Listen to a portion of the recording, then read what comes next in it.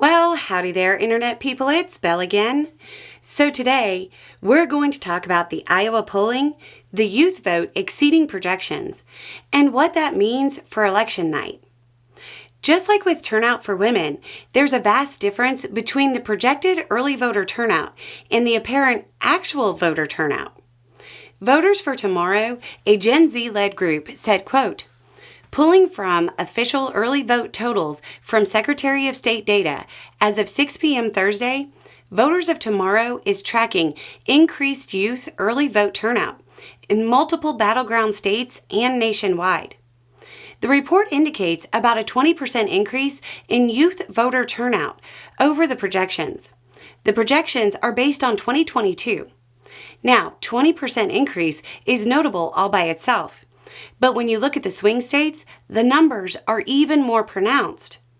According to their info, Georgia is up a little more than 30%. North Carolina up by more than 50%.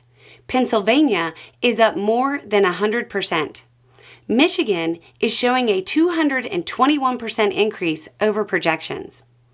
To put those percentages into rough numbers, we're talking about 80,000 more youth votes in Georgia, more than 100,000 in North Carolina, more than 50,000 in Pennsylvania, and more than 100,000 in Michigan. So, if you're seeing an increase in early voting among youth and women, and it holds through the in-person voting, what does this mean? It means that polls stand a high chance of being off.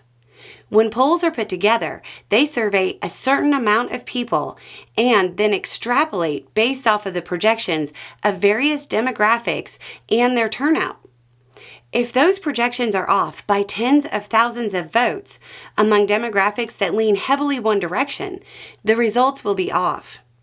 Polls are only as good as the underlying assumptions. Both the youth and women demographics lean heavily toward Harris, and that's especially true of young women. We still don't know if these trends will hold through in-person voting on Election Day, but they're already giving people a lot of pause and creating panic in some right-leaning political circles.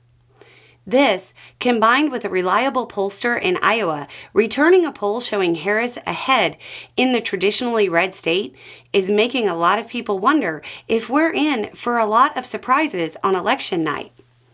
Seltzer and Company conducted the poll from October 28th through the 31st. The polling shows 47% of people supporting Harris and 44% of people supporting Trump. That's a sizable lead for Harris, but it's within the margin of error. Interestingly, an analysis of the poll shows that the late swing in the state from Trump to Harris is primarily driven by women, in particular, women who are older and independent. When this is all charted, it seems clear that we're in for surprises this week, but it's hard to know what kind right now.